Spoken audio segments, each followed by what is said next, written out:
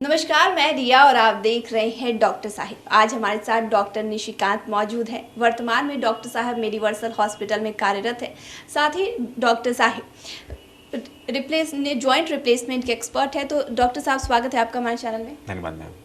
आज हम बहुत ही आम समस्या लेकर आए हैं, बोन फ्रैक्चर। तो अगर किसी के देखा जाता है कि कोई गिर जाता है तो वह किसी को चोट लगती है और किसी की हड्डियां टूट जाती हैं, तो इसके पीछे का क्या कारण होता है, और मैं चाहूँगी कि आप बताएं। नहीं, गिरना अपने आप में एक कारण है। जहाँ आपको गिरते हैं तो उसका जो फोर्स लगता है उसके कारण हड्डियाँ ब्रेक कर सकती हैं, बोन की वीकनेस भी होती है एक कारण, प्लस जो ट्रॉमा के में जो फोर्स लगी वो अपने आप में हड्डियों को तोड़ने के लिए काफ़ी होती है। अगर बात करें कि किसी की अगर हड्डियां टूटी है तो उसके लिए उसको घर पे क्या करना चाहिए, तुरंत वो क्या कर सकता है? देखिए, हर फ्रैक्चर का इलाज बिल्कुल अलग होता है। अपर लिम्ब का इलाज अलग होता है, लोअर लिम्ब का इलाज अलग होता है। लेकिन सबसे कॉमनली अगर कहीं भी आपको गिरते हैं, आपको एहसास होता है कि आपकी हड्डियाँ टूट गई है, सबसे पहला काम क्या करें, आप बिल्कुल जाकर उसको एक रेस्ट दें। उस पार्ट को, जिस भी पार्ट को आपका लगता है कि फ्रैक्चर होगी, फुट में, हैंड में, उस पार्ट को थोड़ा रेस्ट दें।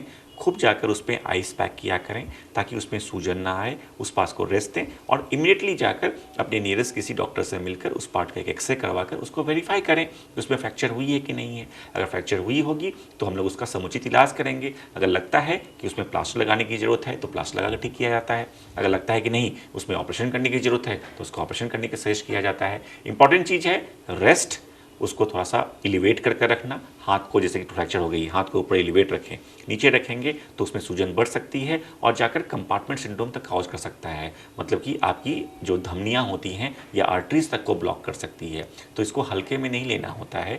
जहाँ भी फ्रैक्चर्स हो, रेस्ट करें, एलिवेशन करें, आइस पैक करें। ये सब प्रिलिमिनरी चीज़ होती हैं जो कि किसी फ्रैक्चर्स के बाद हर व्यक्ति को ये चीज़ें सावधानियां बरतनी चाहिए। इंपॉर्टेंट चीज़, दिक्कत क्या होती है, आप कहीं भी जाते हैं फ्रैक्चर्स को लेकर या घर में होते हैं, लोग तुरंत बैंडेज बांध देते हैं। तो एक्सेसिव टाइट बैंडेज बांधना भी खतरनाक होता है। इसके कारण आपकी सूजन तो ऐसे ही है, आप उससे टाइट बैंडेज बांध दीजिएगा तो और सूजन बढ़ जाती है, उसके कारण प्रॉब्लम बढ़ सकती है। तो उस पार्ट को ज़्यादा उसमें ज़्यादा बैंडेज बांधने की जरूरत नहीं है। रेस्ट दें और उसको आइस पैक से करें और जाकर एक एक्सरे करवाएं, तब हम लोग उसका समुचित इलाज प्रोवाइड करते हैं।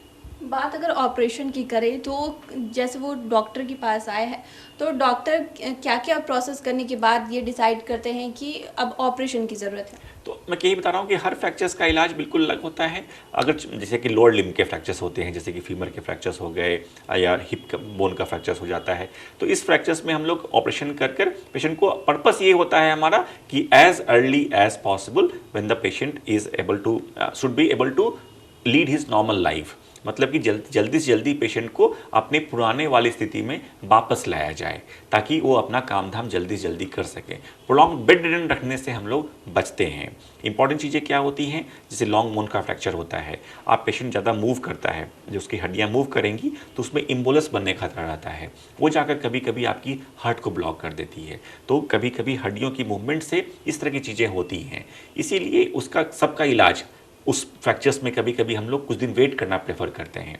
अगर लॉन्ग बोन्स के फ्रैक्चर्स होते हैं, पेशेंट को सांस में तकलीफ होने लगती है, तो हम लोग बोलते हैं कि हमसे 48 आवर्स या 72 आवर्स तक वेट कर लें ताकि फैट एम्बोलिज्म के रिस्क वगैरह कम जाए। फिर उसके बाद हम लोग ऑपरेशन करते हैं। तो ऑपरेशन करना समाधान है, प्लास्टर लगाना भी समाधान है, लेकिन हर फ्रैक्चर्स का इलाज अलग है। पर्पस एक है, आपकी जॉइंट्स को पूरा मोबाइल रखना है। जो आप गिरने से पहले वाली स्थिति में थे उस स्थिति में वापस लाना। बात अगर प्लास्टर की करें तो किसी मरीज को अगर प्लास्टर लग रहा है तो प्लास्टर कितने दिन में खुलवाया जाता है, या फिर प्लास्टर लगाने के समय जो एक मरीज को क्या क्या सावधानियां बरतनी चाहिए? नहीं, सावधानियां तो ये मैंने बताया कि टाइट पैंट नहीं होनी चाहिए, इतना टाइट ना हो जाए कि उसमें प्रेशर और बढ़ जाए, दैट इज़ वेरी इंपॉर्टेंट। उसके बाद जो जहाँ भी प्लास्टर लगे उसे आगे और पीछे वाले जोड़ को खूब मूव करते रहना है ताकि उसमें स्टिफनेस ना आए और इस तरह से प्रेशर और ना बढ़े। दूसरा काम, कितने दिनों तक ये बात पूछ रही है, तो नॉर्मली सब जॉइंट्स के फ्रैक्चर्स का अलग अलग होता है। नॉर्मली जो प्लास्टर लगती है 3 to 6 वीक्स का पीरियड होता है, इसमें प्लास्टर लगती है। नॉर्मली 3 to 6 वीक्स में प्लास्टर खुलता है, लेकिन हर फ्रैक्चर्स के लिए प्लास्टर की या ऑपरेशन के बाद की जो प्रोसेस होती है अलग अलग होती है। नॉर्मली हम लोग जॉइंट के अराउंड जो फ्रैक्चर्स होती है उसमें वेट बेयरिंग के लिए 3 हफ्ते का वक्त लेते हैं, तभी हम लोग वेट बेयरिंग स्टार्ट करते हैं। अगर जॉइंट से ऊपर की फ्रैक्चर्स होती है तो हम लोग इसमें, अगर से फीमर की फ्रैक्चर होती है तो immediately from the next day हम लोग वेट बेयर फुल करवाते हैं उसमें। बात अगर बच्चों की करें तो बच्चे खेल कूद के दौरान गिर जाते हैं, उन्हें चोट लग जाती है, उन्हें भी ये सब समस्या होने लगती है। तो क्या उनका भी इलाज सेम होता है या फिर उनका अलग होता है? नहीं, बच्चों में थोड़ा ऑपरेशन करने की ज़रूरत थोड़ी कम पड़ती है। एक जो बहुत कॉमन फ्रैक्चर्स है बच्चों में, वो होती है एल्बो की फ्रैक्चर, हम लोग कहते हैं सुप्राकॉन्डलर फ्रैक्चर्स कहते हैं, जो कि हल्की सी चोट लगने के कारण भी यहाँ पर फ्रैक्चर्स हो जाती है। और दिक्कत क्या होती है, ये टूटने के बाद ये जो ह्यूमरस की जो ये प्रॉक्सिमल एंड होती है, वो निकल कर आपकी आर्टरी तक को, मतलब कि जो यहाँ पर जो आर्टरीज आती हैं, ब्रैकियल आर्टरीज आती हैं, उसको डैमेज कर सकती हैं और उसमें हाथ तक कटने की नौबत आ जाती है।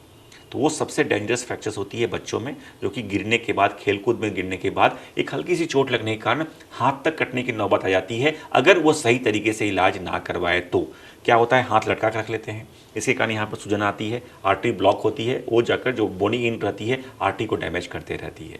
तो यहाँ की हाथें देखेंगी जो पिंक होती है वो वाइट हो जाती है। तो ये सब एकदम इमरजेंसी होती है, बहुत कम फ्रैक्चर्स होती है जिसमें कि एकदम अर्जेंट अटेंशन की जरूरत होती है। It is one of them कि अगर इस तरह की फ्रैक्चर्स हो रही है, अर्जेंटली जाकर मिले अपने डॉक्टर से और उनको, जो डॉक्टर होंगे उसको समुचित इलाज करेंगे। आपके हाथों को एलिवेट रखें, नीचे लटका कर ना रखें, टाइट बैंडेज, ये बहुत ही कॉमन प्रैक्टिस है, कहीं पर भी घर में या जो पेरिफेरीज में होती हैं कहीं भी ले जाइएगा, इतना टाइट बैंडेज कर देते हैं कि उसमें सर्कुलेशन और रुक जाती है। तो इससे बचने की ज़रूरत है। शुक्रिया डॉक्टर साहब। धन्यवाद। तो आप डॉक्टर निशिकांत को सुन रहे थे, जिन्होंने इतनी सारी जानकारी साझा की है, साथ ही बच्चों के बारे में बताया है कि अगर बच्चों का हाथ फ्रैक्चर हो जाए तो उन्हें क्या क्या करना चाहिए और तुरंत उन्हें डॉक्टर के पास ले जाए, साथ ही वो हाथ लटका कर ना रखे अगर बच्चों के साथ ऐसी समस्या हो रही है। तो फिलहाल के लिए इतना ही। चैनल को सब्सक्राइब करें, फेसबुक पेज को लाइक करें, साथ ही डॉक्टर साहब से आपके क्या सवाल हैं हमें कमेंट कर मेल के माध्यम से भेज सकते हैं। वीडियो देखने के लिए आपका शुक्रिया।